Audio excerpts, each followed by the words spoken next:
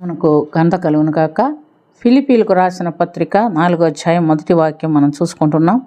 కావున నేను అపేక్షించు నా ప్రియ సహోదరులారా, నా ఆనందమును నా కిరీటమై ఉన్న నా ప్రియులారా, ఇట్లు ప్రభునందు మీరు స్థిరులయుండుడి అని దేవుని వాక్యంలో మనం చూస్తున్నాం. మనము దేవుని యందు స్థిరులై ఉండాలని పౌలు భక్తుడు కోరుకుంటున్నట్లుగా మనం చూస్తున్నాం. ప్రియమైనటువంటి దేవునిలారా, ఎందుకంటే ఆయన ఏమంటున్నాడంటే ఆయన్ని పోలి నడుచుకోమంటున్నాడు. మరి అదే ఫిలిప్పీలకు రాసిన పత్రిక 3వ అధ్యాయం 17 నుంచి 18-19 వరకు మనం చూస్తే ఆయన ఏమంటున్నాడంటే, సహోదరులారా మీరు నన్ను పోలి నడుచుకొనుడి, మేము మీకు మాదిరి అయి ఉన్న ప్రకారం నడుచుకుని వారిని గురిపెట్టి చూడుడి. అనేకులు క్రీస్తు శిలువకు శత్రువులుగా నడుచుకొంచున్నారు. వీరిని గురించి మీతో అనేక పర్యాయములు చెప్పి ఇప్పుడును ఏడ్చుచు చెప్పుచున్నాను. నాశనమే వారి అందము, వారి కడుపే వారి దేవుడు.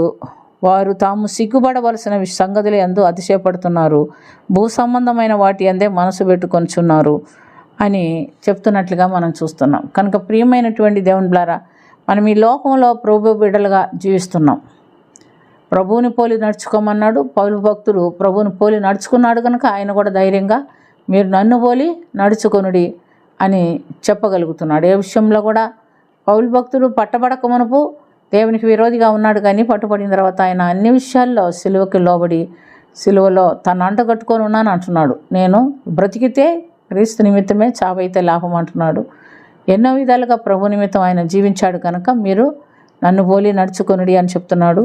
అంత మటుకే కాదు, మనం గమనించినప్పుడు కొలసీలకు రాసిన పత్రిక 3వ అధ్యాయము 1 నుంచి 3 వాక్యాలు మనం గమనిస్తే, మీరు క్రీస్తుతో కూడా లేపబడిన వారైతే దేన్ని వెతకాలంట? పైనున్న వాటినే వెతుకుడి. కానీ అక్కడ ఎందుకంటే పైనున్న వాటిని వెతుకుడు, అక్కడ క్రీస్తు దేవుని కుడిపార్శ్వమున కూర్చొని ఉన్నాడు. పైనున్న వాటి మీదనే కానీ భూ సంబంధమైన వాటి మీద మనసు పెట్టుకొనకుడి. ఏలయనగా మీరు మృతి పొందితిరి, మీ జీవం క్రీస్తుతో కూడా దేవుని యందు దాచబడి ఉన్నది. మనకు జీవమైన క్రీస్తు ప్రత్యక్షమైనప్పుడు మీరును ఆయనతో కూడా మహిమ యందు ప్రత్యక్షపరచబడుదురు. క్రీస్తు పరలోకంలో తండ్రి కుడిపార్శ్వమున కూర్చొని ఉన్నాడు.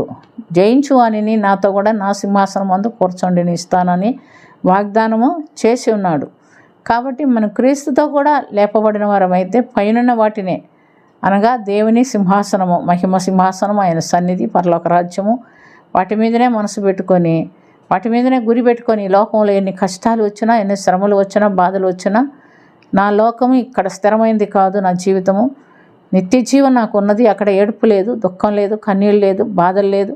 అట్టి జీవం నా కొరకు దేవుడు అట్టి స్థలము నా కొరకు సిద్ధపరచి ఉంచి ఉన్నాడని తెలుసుకొని వాటి వైపు చూస్తూ ఒక స్థిరమైన తీర్మానంతో ప్రభు కొరకు మనం జీవించాలని ప్రభు సెలవిస్తున్నట్లుగా మనం చూస్తున్నాం. కాబట్టి ప్రభువునందు స్థిరులై ఉండుడి అని చెప్తున్నాడు. ప్రభువునందే మనం స్థిరంగా ఉండి ఈ లోకమును జయించుకుంటూ దేవుని రాజ్యానికి వెళ్ళాలి. జయించు వారినే నాతో కూడా నా సింహాసనం అందు కూర్చొండినిస్తానని చెప్పున్నాడు. కనుక జయ జీవితము దేవుడు మనకు అందరికీ దయచేసి మనము లోకంలో ప్రభు సన్నిధి చేరు వరకు ప్రభువులో జీవించేదానికి దేవుడు మనకు సహాయం చేస్తాడు.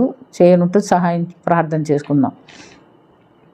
ప్రేమ కలిగిన తండ్రి, ఈ లోకపు శ్రమలు ఏది మమ్మల్ని పడగొట్టకుండా నీ యందు స్థిరులుగా ఉండి నీ రాజ్యం వైపు చూస్తూ మా హృదయం మీ వైపు ఎత్తుకొనుచు నీలో ఆనందిస్తూ నీలో జీవించుటకు మాకు నేర్పించమని, ఈ లోక సంబంధమైన వాటన్నిటిని విడిచిపెట్టి పర సంబంధమైన నీ కృప కొరకు ఎదురు చూసుకునేదానికి మాకు నేర్పించి సహాయం చేయమని యేసుక్రీస్తు పుణ్యనామమున మిక్కిలి వినయంతో అడిగి వేడుకొంచున్నాము తండ్రి. ఆమేన్.